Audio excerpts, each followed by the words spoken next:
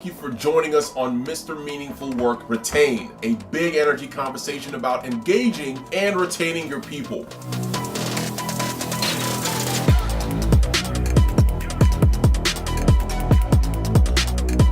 Today we are joined by the Andy Storch. This guy is a boss in every sense of the word, and I was lucky enough to be introduced to him by my great friend Reena Friedman Watts of the Better Call Daddy podcast. Andy is an author, speaker, trainer on the topic of owning your career. He runs a wildly successful community called the Talent Development Think Tank that has so many members and are so engaged. He runs 3 successful podcasts called the Talent Development Hot Seat, the Andy Storch Show, and even more recently, My NFT Journey. All of this after being an amazing cancer survivor. I cannot wait for you to enjoy all the things that I learned from our conversation. But before we get started though, I want to give a very special shout out to the sponsors of this season of the Retain podcast, Spark.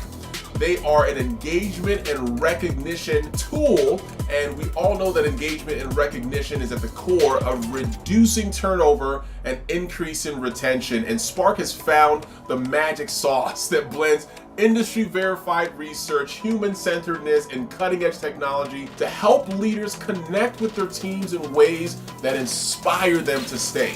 Check them out at sparkco.com/Mr. Meaningful Work. That is SPARCK co.com/Mr. Meaningful Work, and let them know that I sent you. But for now, let's get into the show.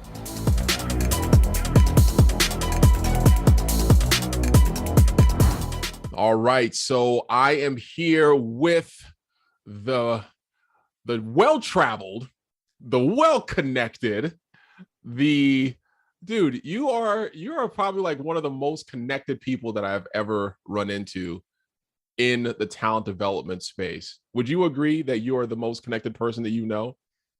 I don't know if I'd agree with that, Tim. I mean, you and I just met, and you're making this observation, which is very flattering, because one of my goals is to be one of the most to be the most connected person in talent development. I do a lot of connecting, a lot of networking, both within and outside talent development. Networking is one of my things that I'm known for. I know you're going to ask what I'm famous for. It's one of the things that I'm definitely known for. I have 2 chapters in my book about it, and I try to live it as I've been doing for more than a decade now, and it has resulted. I've been very fortunate to make a lot of great friends and meet a lot of really cool people like you. And had some really awesome conversations along the way. Dude, all of that. We are here with Andy Storch on the Mr. Meaningful Work Retain podcast. So we are excited. We are starting something fun. We are starting something new. We are going to ask, in my previous podcast, for anybody that has been following Mr. Meaningful Work and on the late afternoon show, I always ask folks, what are you famous for? Let you know that actually, I made an acronym for that. So WRUFF, rough. All right. So I'm going to, he already got it. So I want my guests to give me their biggest big dog rough to get us started, and then tell us what they're famous for. Go. Here we go. Roof, roof, roof. Ooh, that's a big dog. That's a big dog. Bringing the big dog. Here we go. Tim, I'm famous for a few things. If you allow me to share a couple of things. Number one, the biggest thing that I'm building a brand around is I published a book about 18 months ago called Own Your Career, Own Your Life. And I want to be recognized as essentially the most prominent speaker and expert out there in the career development space. And definitely am building a brand around that. A lot of people coming to me on this topic of career development, and especially owning your career and taking control of your future. I am known for networking, as we talked about earlier. I'm known for this idea of personal brand, which is in the book. I am known by many people in my network for overcoming cancer in 2021. I had testicular cancer that I got around at the same time as I published the book, went through that treatment, shared that journey publicly, and with the idea that I would hopefully inspire a lot of other people, completely healthy now, and continue to share that journey, put a document together to help other people that are going through cancer. And I'll leave you with a funny one. For a long time, I was known throughout my network and following because I used to do push-ups and yoga and all kinds of things in airports while I was traveling, just to like kind of show off and really prove. I would put a video online to show people that like nobody really cares what you're doing. We're always worried people are watching us. Yeah. And at one day I was flying from Orlando, where I live, up to New York for a client meeting. I was wearing a suit. It was like 6 a.m, and I was doing some air squats in the airport. In a suit? In a suit, in a tight suit. And I had the video going, and I actually split my pants, and I still took the video and put it onto Instagram and Facebook. And I became known by a lot of people for the guy who was doing squats in the airport and split his pants, and still shared the story. Luckily, I had a pair of jeans in my suitcase, and I put those on for the client meeting. Did not make it in the suit. Oh, I love it. I love it when people are, they don't take themselves too seriously. I mean, you look at that contrast there, whereas like, I want to be the best. I'm going to be the name in career development, talent, that space. Like, I'm going to be that guy. When you think of career development, you think Andy Storch. But at the same time, I can still do squats and split my pants in an airport and still be cool and still have fun with it. Like,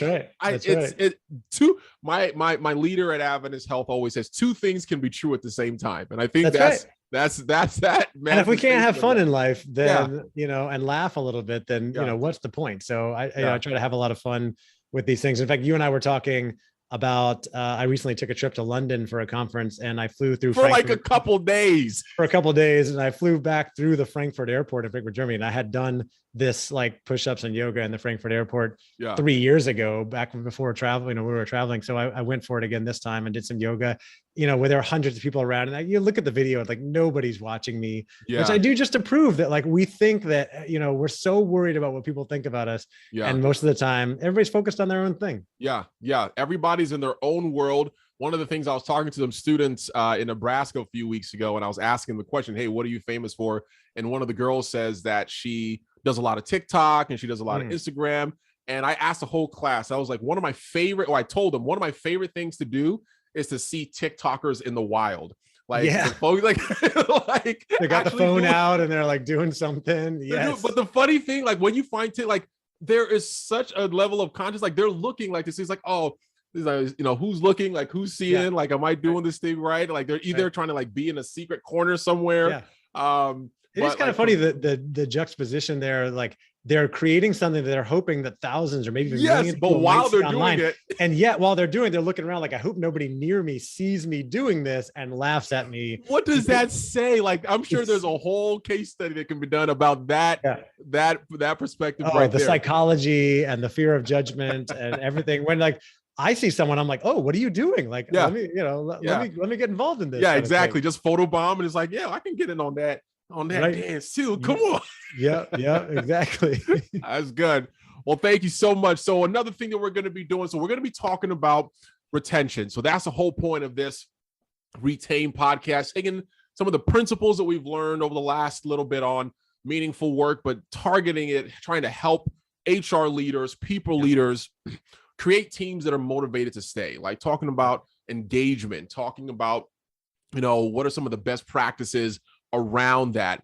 But we also want to be conscious about what's going on in our world right now. So one of the things that we're going to do, I'm just going to open up my Twitter. I'm going to open up my Twitter and see what is trending. I'm opening mine as well. You're going to open yours as well? Let's see if we have the same. So we're just going to talk about what's going on in our world, what's going on in culture these days. I'm going to pick a topic here. So we have, let's see. Oh. What do you got? I think it's just based on like who I follow, my curation here. Yeah, so, I think it is because my stuff is all, Yeah. So I have Johnny Depp is trending. Okay. Actor Johnny Depp testifies in his libel lawsuit against ex-wife Amber Heard on Tuesday. He says Johnny Depp takes a stand against his ex-wife, who he says falsely accused him of domestic abuse. What is a lie? Do you know anything about law? Do you know what libel lawsuit? He's liable as in he's responsible for something that happened. That's all I know. I don't know what's going on with Johnny Depp. I don't really follow the pop culture. What's trending on your side? I guess maybe I do a lot of entertainment stuff. What's trending on your side? Yeah, I don't follow any entertainment stuff. I am big into. This is another thing that I've become famous for in my network that I didn't even mention. I'm very into NFTs, Web3, cryptocurrency, blockchain, non-fungible tokens. I've invested a ton into NFTs. I started a podcast about NFTs. Yeah. I never used Twitter before I got into Web3 and NFTs. But that's how you get in. You see, now I'm on NFT. I'm on Twitter every day because that's where NFT world lives. That's where it's crypto Twitter, they call it. Are you on Discord as well? Sorry? Are you in Discord as well? Oh yeah, I'm in tons of Discords. Oh, exactly. I spend more time on Twitter. So yeah, my Twitter trending. There's something about OpenSea, which is sort of like the eBay for NFTs. USDT, which is like a cryptocurrency pegged to the dollar. Of course, there's promoted trending about the bad guys, which I guess is a new movie. Oh, I want to see that so bad. I go and watch cartoons by myself without my kids. Oh, yeah. And then I guess, there's a lot of stuff still going on with COVID. Yeah. And, the airlines, the Biden administration dropped mask mandates for airlines. Meanwhile, it's ramping up in some states. And of course, I live in Florida, where our governor is famously against any and all restrictions. So that's definitely trending right here of like Floridians' response to this stuff. So there's a lot of interesting stuff going on. If you were just to give like a quick advice in all of your research around NFTs, and then we'll talk to, what we're here to talk about. Yeah. When I got into the space, a thing that folks are really scared of is this idea of a rug pull. Yep. Could you just like really quickly like explain like what is a rug pull? And if you were to say like one thing, like what to look for as a red flag to avoid a rug pull, what would that be? Yeah. And let me back it up for a second for those that are just not into this space or familiar with this space as to why I think you should be paying attention. Yeah. If Web 1.0 was the dawn of the internet in 1998, 99, 2000, 2001, where, the eBays and Amazons of the world all got started and completely changed the way we work and live. Yeah. If you can even try to imagine living a day without the internet right now, it's almost impossible. Yeah.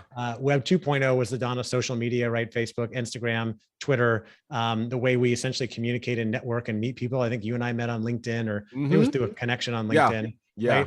Right? Web 3.0 is the advent of blockchain technology, cryptocurrency, NFTs. And I strongly believe that it is absolutely changing the world in the same way that the internet did, and that everything is moving towards this space. And so even if you don't plan on, I don't want to invest in NFTs, or I heard about it and I think it's a scam or a fraud, which we'll talk about the rug pull. I think it's worth paying attention to if you want to be up on what's going on with business, because if you work for a company, your company is going to be getting into Web3 in some way or another in the near future. They're going to be releasing non-fungible tokens. They're going to be doing something on the blockchain. Like it's all coming, and we're all heading towards the metaverse. I don't know where that is. So don't run away from it. Research it, look into it, at least, try to be conversationally educated.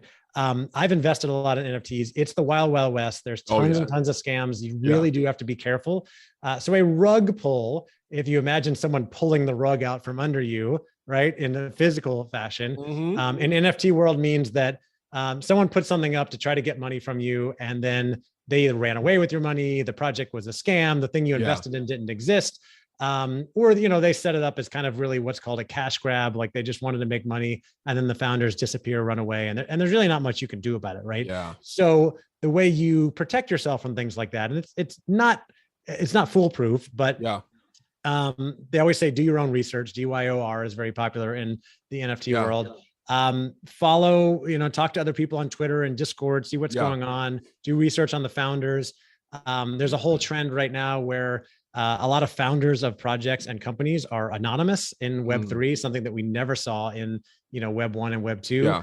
But then there's a trend where, people are saying, I only want to invest in projects that the founders are, quote, doxed, which means we know who they are. Right. And I am in that camp. I don't want to invest in anything where I don't know who the founders are. So it's less likely that they're going to run away. And then make some friends in the space that you trust and ask them what they're doing, what they're investing in. And then the last thing is, before you ever click on a link from anyone, first of all, don't even ever click on a link from anybody Never that click you on don't the know. links in the DMs. Never click on links. Someone in DMs. sends you a message, a direct message, an email, just like your company says, like, don't click on suspicious links. Yeah. Like if someone says that your uncle in Nigeria died and left you $1 million, like, it's not Don't true. do it. It's not true. Don't do if it. someone sends you a DM and says you won this NFT or this amount of money or cryptocurrency, whatever, it's not true. If it sounds too good to be true, it's not true. Don't click on things, and always double, triple, quadruple check. Because there's just tons and tons of scams. I see it every day. People losing money because they're not being smart about what they're doing. Yeah. So I think the summary of that, like this Web3, NFTs, metaverse, like blockchain, it is the wave that is coming. That is it's the wave that is coming.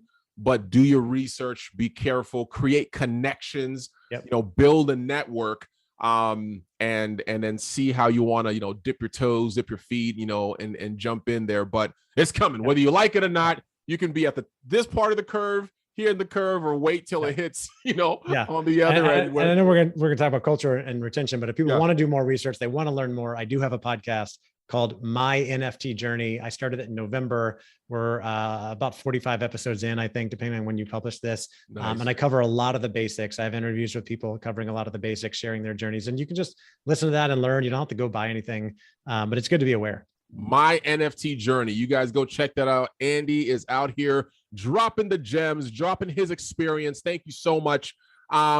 So what we're talking about today, we're talking about retention. We're talking about engagement. You do a lot of work in talent development, in career development, and owning your career. You have a book about it. So if you were to look at what takes a lion's share of your calendar, if you were to look at your calendar, it's like, okay, what am I doing most of the time, if not all the time? And how does that map to helping folks feel more engaged in the work that they're doing, or feel motivated to stay in the job that they are? How would you map that? Yeah. Well, first of all, I'm doing a lot of different things. I have 3 podcasts, a business, all that stuff. I run a membership community for talent development professionals called the Talent Development Think Tank. You've come to a couple of our calls. Phenomenal guest, by the way. Yeah. The Think Tank, the Talent Development Think Tank, phenomenal community. I mean, just a highly engaged, highly collaborative, and then the caliber of speakers that Andy is able to get to come to these things is just out of this world. So just a shout out to what do you call it? TDT? TDT? TDTT. Yeah, TDTT.us is our website. Yeah. I appreciate that. You've been my hype man. I take you everywhere I go. I saw it in real life. Yeah, we've had you in there. We're going to get you to come back and speak too about culture and meaningful work. And, I'm here for it. You can tell me whether people can decide whether that ups the caliber of speakers or that brings the average down. We'll let them decide. Yeah. Let the people say. Yeah, but a great topic. And but the bulk of my work, where my big focus is right now, is working with organizations to improve retention, to improve engagement, and to inspire their people to take ownership of their careers. That means taking full responsibility, getting clarity on their vision and goals and where they want to go, and doing things to set themselves up for future success, including having more significant conversations with their managers and mentors about where they're going in their career and what type of work they're doing. The challenge that I'm seeing out there and working with so many different organizations, what I'm hearing, a lot of people are feeling a little bit frustrated in their careers. They don't feel like they're getting the guidance that they want. They don't know that there's really growth opportunities for them within the organization they work for. And the number one thing people want is growth and contribution. That's what people want, right? To feel fulfilled in their career, no matter what they're doing. Those are the top things they want. And if they're not having a conversation with their manager about it, then the easier thing to do is to go onto LinkedIn or take a call from a recruiter, right? And we are in the middle of the so-called great resignation or great reshuffle. Absolutely. Especially if you work in tech or healthcare or, a growing industry, like people are moving around, there are opportunities everywhere. And so they don't have to stay that long.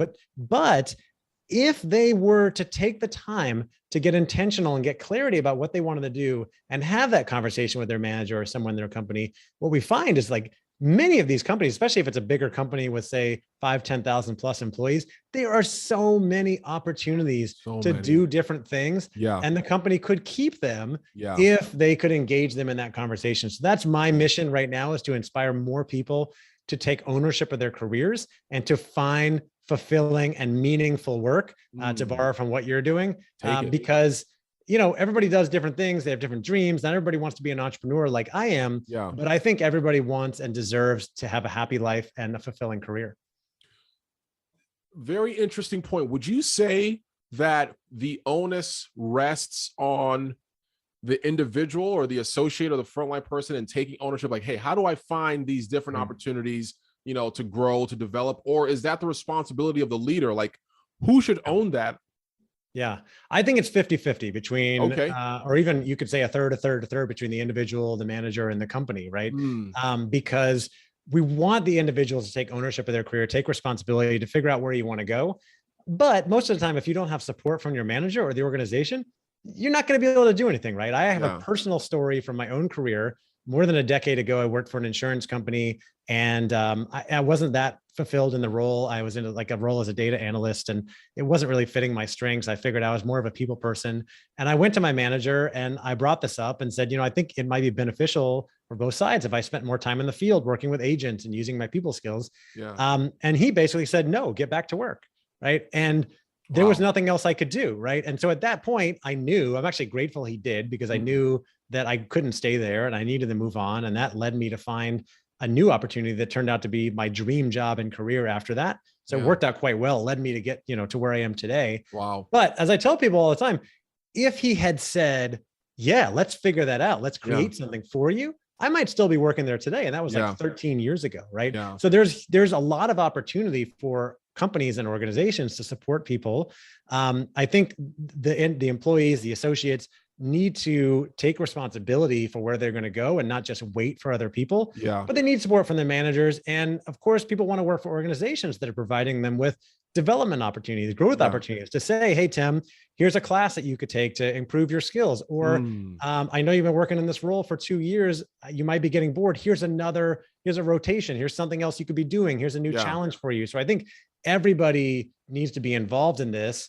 It's not just the individual, but at the same time, if the individual employee doesn't take that responsibility, doesn't take the ownership, and never initiates that conversation, they're likely never going to get the support that they want. And they're always going to be, kind of drifting through their career. No, I like that the responsibility is not just all on one. Like, there's definitely shared responsibility. The organization, the infrastructure that's been created that, allows for these types of conversations to happen, the support that they give to the leaders, and then obviously the leaders that trickle across to the associates. So to the point of, this great resignation where, talent is moving all over the place. And, I think there's a conversation to be had about the folks that are left, right? So as organizations are a little bit more, cash strapped, given the impact of the pandemic, some folks were affected, more than others, and they have to either be intentional about, layoffs and things like that, or folks who are just frustrated and decide to leave. So you have folks that are left that either have to do the same amount of work or more because the talent pool is less there. What would you say to those organizations that have those employees that are left over but are still cash strapped but want to be able to engage with their folks, but they just don't have the fiscal resources, folks are kind of tired or burned out? Like, what are some advice for those kind of folks? Well, first of all, I'm going to challenge what you said there, because I think a lot of companies are doing very well right now, and they have money and resources in many industries, right? Depends on the industry. Again, like I mentioned, technology, healthcare, engineering. Like, I talked to somebody this week from a construction firm, and they are just coming out of having some hard times, and so they're still operating a little bit lean. But at the same time, they're having trouble filling roles, hiring engineers, because they laid people off. And now all of a sudden things are growing and they're signing these big contracts, and they need more work. They need more workers, right? They've got to do more and better things to attract the right kind of people. So I think there are organizations out there that are still in a tight spot, and some industries that might still be struggling. But I think more than we realize have the resources that they're willing to commit to developing and providing these opportunities for their people. That said, I think, the most important thing that can have an impact on all of this, that almost costs nothing is having more conversations, right? Is Yeah. getting curious, and and of course, I say almost costs nothing. Like if you need to train your managers how to have these conversations, like certainly that Yeah. requires resources. Yeah. But it's the same thing. Like if we go back 2 years to 2020, besides the pandemic, we also had a huge challenge that we dealt with, right? In the social justice movement. Yes. Right. Yeah. And what was the biggest solution that came out of that? Oh, we need to talk to our employees. Like, let's ask our Black employees what they want, and do they feel like they're included in the culture, or what sort of things are they seeing that makes them feel not included? Why do they feel marginalized? And actually have conversations that has led to so much more awareness. Such a shift. It's not like we've solved the world's problems, right? And of course, you probably have a stronger opinion, more experience with that than I do, right? But I've seen so much more conversation about it, and things have improved greatly. So asking people questions, what do you want to see in your career? I'm seeing a trend right now, a positive trend in organizations I'm getting on more and more calls with clients. They're talking to me about doing stay interviews, stay conversations, right? And I remember the first time I heard about this a few years ago at a conference. So for those that haven't heard, instead of just doing exit interviews, people walking out the door, like, hey, Tim, why are you leaving? Well, I feel like I'm not included in the culture. Well, crap. We should have done something about that, right? Instead, interview people now and ask them, why are you still here? Are you thinking about leaving? What do you think? What do you think's missing? What do you think we could do better? Do more surveys, and then you can find out a lot of what you need to do. And some of it may not cost that much money, but you don't really know until you have the answers. What do you think? Yeah, no, I think that is quite simply the most straightforward and probably most cost efficient. And it's real. The only thing that costs is intention, right? It takes intentional, and it is going to be uncomfortable. I think it's easier to throw money at things, right? And hey, go to this training or go read this thing or what have you, versus actually being the one to have those uncomfortable conversations, to listen without necessarily having the solution. I think as a leader, we want to fix, right? It's like, okay, I'm hearing we want to fix, but how do you listen to understand what's not being said, really empathize? And that's the real cost, because it's hard. It's hard. Recognize this is very hard, and it's scary. For managers, right? I've heard this week someone say to me, well, a lot of our managers are not having the conversation because they're afraid that if they open it up, their employee is going to ask for a promotion. They don't have a promotion for them. So then what do they say? And it's like, well, first, all you're doing is asking questions. They can say they want a promotion. You can say, well, let me get back to you, or let me give you some feedback, or let me tell you where we are.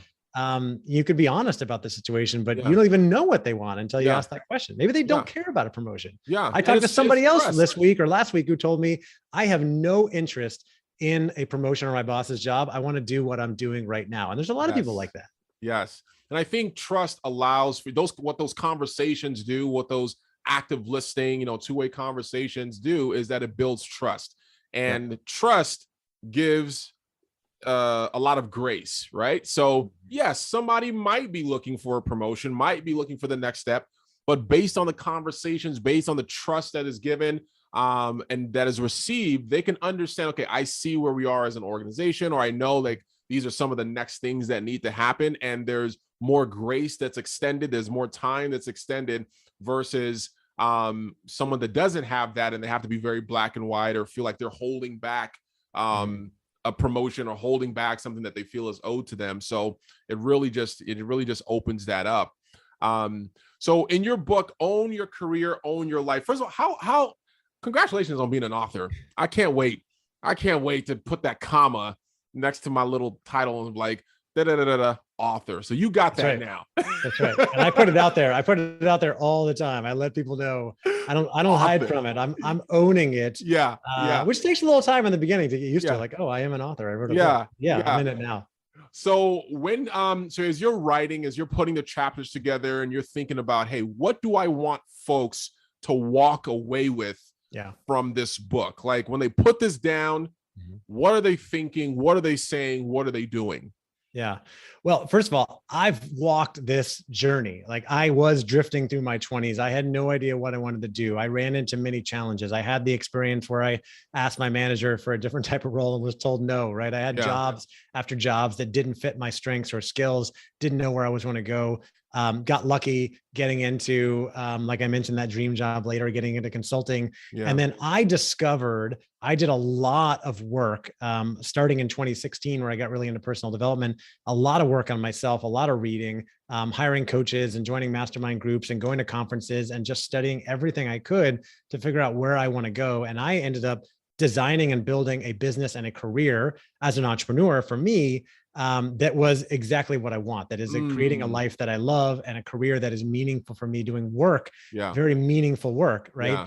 And I want that for other people. Now, it doesn't mean, like I said earlier, not everybody's meant to be an entrepreneur. In fact, many clients have told me like, I could never do that. Right. And that's fine. Right? What I just want is to help people find, design and have a meaningful career and fulfilling work. So what I put together with this book, Own Your Career, Own Your Life, is the framework for that. It's the guidebook to owning your career and having developing that meaningful career, that fulfilling career.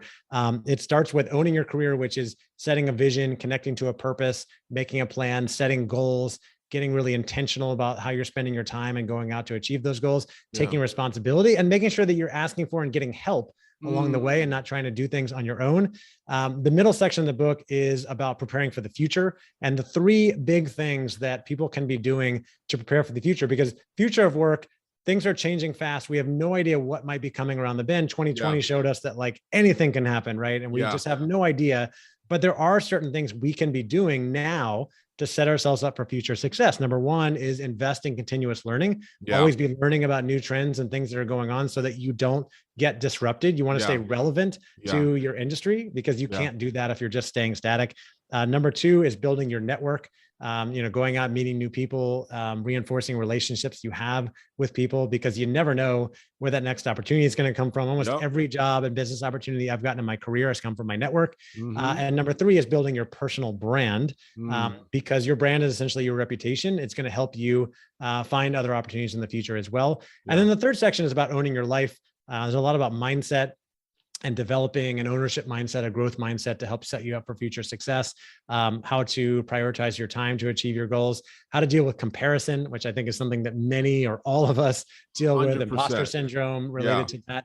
And just how to stay on track and achieve big things. And I just learned from all the things that I've done and tried. And I cite all the resources, all the books that I've read. I don't pretend to invent or create any of this stuff. It's just, here are the things that have worked for me. And I want to help other people with that as well.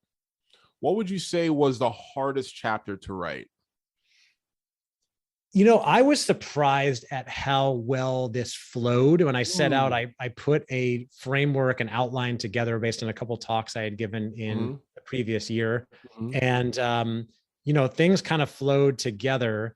The hardest, there were a couple of things. One, I wrote a chapter where I kind of like try to throw in all the other things that could help you achieve your goals, and ended up being way too long.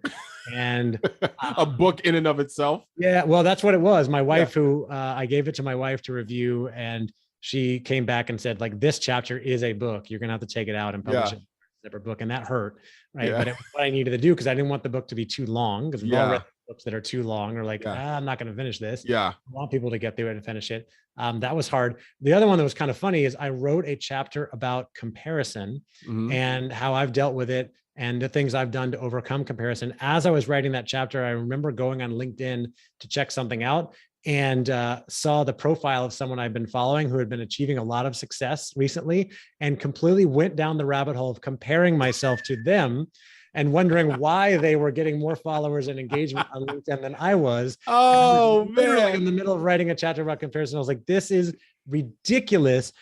But it proves that, like, we're all on this journey, right? We're all figuring this stuff out, and nobody is perfect, right? Maybe I've figured out some solutions that have worked better for me than others, but I'm still doing this work every day to try to, and I'm out there, I'm connected with so many influential people who are doing some awesome stuff, which means Yeah. I've got to daily like combat that. Like, nope, not comparing myself to them. I'm learning from them. I'm going to be inspired by them, and I'm going to do my own thing. And that's what you got to do to get out of the comparison cycle. Absolutely. Absolutely. I think, I've heard a lot of authors say that more often than not, the books that are written are for the author. Like, I'm writing this either through myself or for myself. I remember reading Atomic Habits, James Clear and his podcast on Brene Brown. And he was like, I still use these principles for me. Right. Like, in building this repetition and the triggers and the rewards and all those things. And so it's not like it's everything I do, my book, every post that I put on LinkedIn is for me. I'm just reminding myself of things. And if anybody gets value from that, like, come on, like, let's go. The number one thing, this is like, the number one piece of feedback I hear from people, kind words I hear from people who have read my book say, I love your book. I wish I had it when I was younger. And my response is always, yeah, me too. That's why I wrote it. That's why I wrote it now. Yeah. Right. The best time to plant, like I said, the best time to plant a tree was what, 20 years ago? The second best time is now. So today, we got that.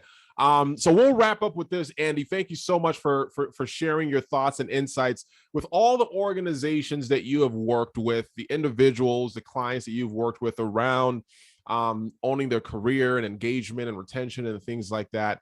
You talked a little bit about trends before. If you were to pick one trend that you see coming up in the engagement or retention space, what do you think folks need to be focused on in the next, let's say, 3-4 years, maybe even 5 years? So one thing is we've talked about listening, right? Being curious and listening. And I think that relates to what we're going to see a lot more personalized learning and things like that will create plans for people personally. That's not everything's about this one big training program and that sort of thing. But related to retention, the one big trend that I'm seeing is a lot of companies are trying to figure out the talent marketplace right now and how to improve talent mobility and create a platform and awareness and possibilities for more people to move around. This is mostly for larger companies, let's say at least 5,000 plus employees, right? But an opportunity for people to be able to move around. And instead of going on LinkedIn and looking for that next job, to say, oh, I've done this for a couple of years. Let me see what else I could do. Here are my skills. Here's my experience. Here's what I bring to the table. Here's what I'm curious about.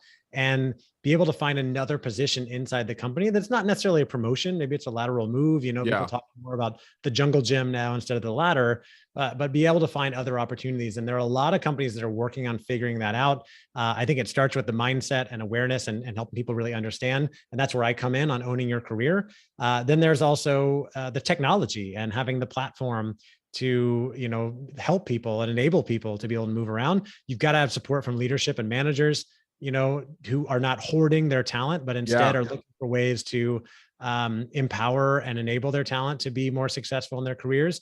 And then I've seen one client of mine, they've gone as far as to not only create a platform using technology, provide coaching to everybody, but also actually bring on an internal recruiter who's only looking to fill internal roles from internal candidates, to call you and say, hey, Tim, there's this role open on the other side of the company. You want to check that out and use that to really improve retention and help talent mobility, help people move around so they don't go somewhere else. Yeah. And so that's like a big trend I'm seeing right now. I don't think there are that many organizations that have quite figured it out, but I do think there are some that are close. Yeah. And I think that's something we're going to see a lot more of in the next 5 years. Yeah. And you're saying that that's probably, if we're talking about small, medium, large organizations, do you think like that's probably going to start with large organizations with bigger opportunities? Yeah, you're going to see that mostly with companies with say 10,000 plus employees. It might trickle down later. I think that, the way we might see it with smaller companies is for leaders to be more open-minded with their employees to create a career that allows them to do things that they want to do, right? Kind of like the 20% time, or like, what are you curious about? What different, like what type of role do you want to create or do, and not have people be so locked in. Yeah, you can define that on the front end. Yeah, because the pace of change right now is faster than it's ever been before. And it's not slowing down. It's going to get faster and things are going to keep changing. So why would you want to keep somebody in one defined role when that job might not even exist in 2 years? You want them to be thinking about what else they can be doing. So I think the most forward-thinking companies are going to be doing that. Nice. Andy, thank you so much for your time with us today. What is the best way for folks to get in touch with you and connect with you on what you're doing? Oh man, Tim, you know, I'm everywhere. I do want to offer a free resource. I've got a few free resources, including the 5 steps to owning your career and the top 5 most common career mistakes that people make. You can get those by going to my website, which is ownyourcareerownyourlife.com/bonus. ownyourcareerownyourlife.com/bonus. I've got 3 podcasts: the Talent Development Hot Seat for those in talent development, the Own Your Career Show to talk more about career stuff, and my NFT journey if you're interested in the NFT world. And I'm active on all the social channels: LinkedIn, Instagram, Twitter for NFTs. So come find me and say hey. Have you ventured into the TikTok world yet? I've got TikTok. I've put some videos up there, but I really haven't figured it out yet. I haven't spent that much time on it. I'm working on it. No worries. You can find Andy everywhere. I'm on TikTok. You can go find me. I've done a couple videos on Owning Your Career. They have not gone viral, I'll tell you that much. No worries. Well, thank you so much, everybody. Thank you for joining us for Mr. Meaningful Work Retain. We want to make sure that we are giving you the tips, the conversations, the perspectives to help you as HR and people leaders create teams that are motivated to stay through engagement and retention strategies. So we will catch you next time, everyone. We will see you. Have a good one. Woo woo.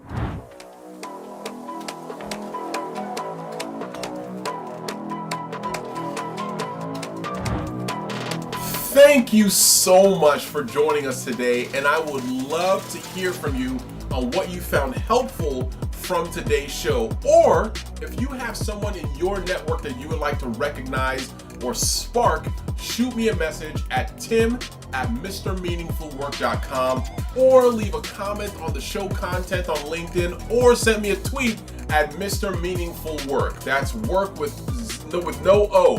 Thank you again, and go inspire someone today.